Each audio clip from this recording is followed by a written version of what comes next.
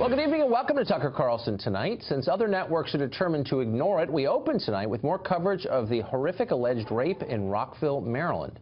In just a minute, we'll show you the shocking emails, and they are shocking, that Montgomery County school officials have been sending to parents vowing to protect illegal aliens at all costs and threatening anyone who complains about that.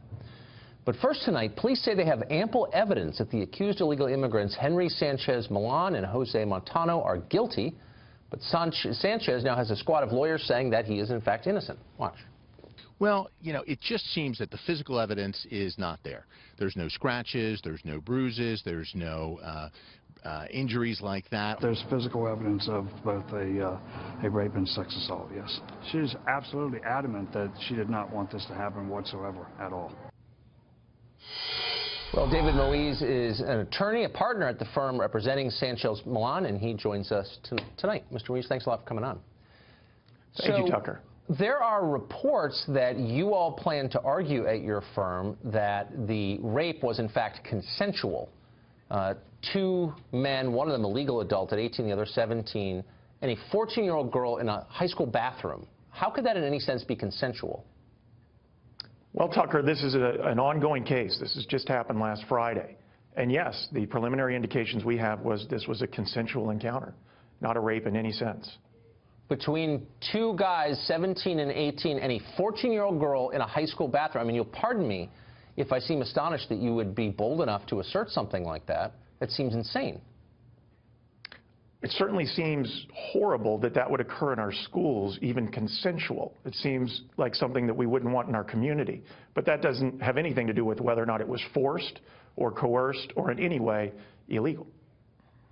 But I mean, but even saying that out loud, I mean, is in effect an attack on this girl who told authorities that she was raped. So is your argument going to be that she invited sex with two men in a bathroom at her high school in the middle of the day and then lied that it was rape?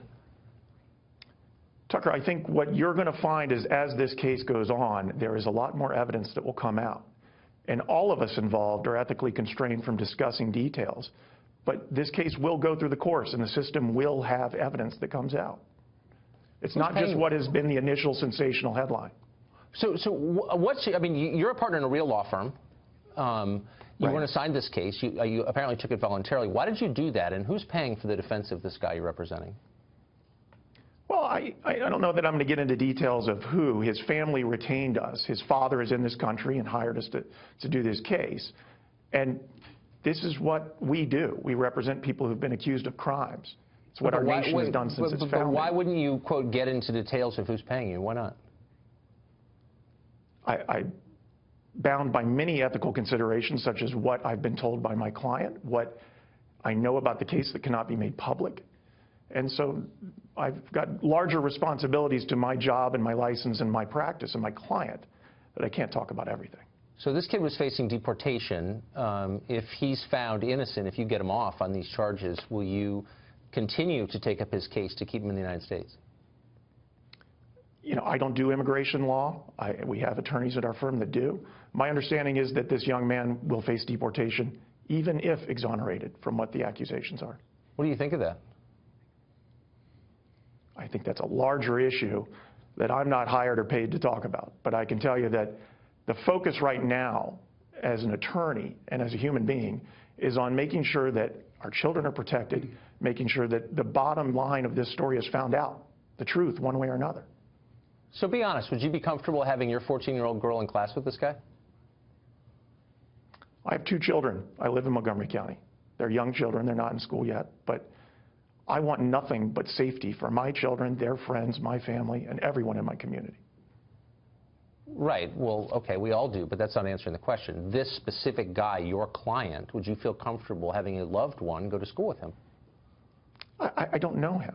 I literally don't know him. And I can't begin to answer that question about a single specific individual. Certainly these allegations have caused everyone a lot of concern, and they should. This is absolutely a horrific allegation. But I mean, I think that's something you would think through, since you're going to be arguing in public on behalf of this guy. And so doesn't his character, his capacity or not to do something like this, does that enter into it? Do you think, you know, is this guy guilty or not? Is that a consideration for you? everything's a consideration. I'm sure there could be a number of questions asked about all three of the people involved in this. 5 days into it, really? you can't answer those questions. What would the That's why questions trials be take raised? several months. What would the questions be raised about the 14-year-old girl who says that she was raped in the high school bathroom and apparently whose screams were heard by her classmates? What questions would you raise about her? I don't know. I wonder what questions were raised about the accuser in the Duke lacrosse case, or what was raised on the Rolling Stone Virginia case. This isn't the Duke lacrosse. I'm asking you a straightforward question. You're the one who brought it up. You said questions could be raised about her ominously, and I'm asking what questions? Well, you just talked about the character and the different aspects of Mr. Sanchez. I think everyone involved, the person accused and the person making accusation, puts their character into play. Man, you better be right about this, because if you're going to be impugning the character of a 14-year-old girl who says she was raped, other people say they heard her screams. I mean, to impugn her character, I mean, you really, before God, better be sure that you're on the right side of this. Does that occur to you? I think what occurs to me is that we have a system here, and when people are accused, we go through the system. But you don't need to trash the accuser, and you're already beginning it. You're already suggesting that there are questions that can be. I mean, you know exactly what you're doing. And you speak not precisely. In any way. Well, of course you are. Questions could be raised. That's exactly what you're saying about her credibility, about her character. You just said that.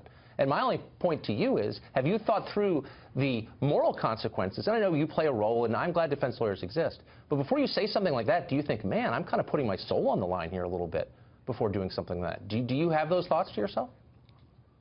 I'm a human being, and I have all of those thoughts. I think as we learn more about this case, and as you see more of the facts, everyone will be able to evaluate this case. Okay. It is day 5. Yep, that's true. And there's a lot of things we don't know, but I mean, that's, I think, should be a consideration for you. Finally, can you see why, and you have said, look, his immigration status is irrelevant, but can you see why people don't think it is irrelevant? Because he was in and out of U.S. custody a bunch of times, federal custody, and then state custody in Maryland, and he was let go, and now he's accused of a violent rape against a child. So if he had been deported, as he should have been legally, you'll concede, we wouldn't be here today. So why is his immigration status irrelevant? It sounds like it's very relevant to me. His immigration status is irrelevant to whether or not he did it. And my job is to defend him and to try and get to the bottom of the facts of whether or not he did. So it isn't relevant to the issue of whether or not this occurred.